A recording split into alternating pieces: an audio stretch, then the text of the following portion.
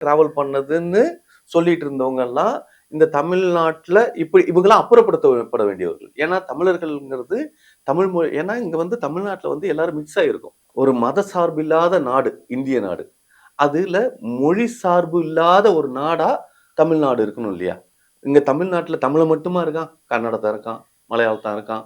அதே ஒவ்வொரு மாதிரி தான் மத்த மத்த நாடுகள்லயும் மத்த மத்த எல்லாரும் வந்து மாநிலம் இருக்காங்க எல்லாரும் இல்லையா? இருக்காங்க. எல்லாரும் இருக்கிறப்ப, அந்த ஆளு வந்து நம்மள பிரிச்சு பிரிவிதவாதம் உண்டு பண்ணாரு.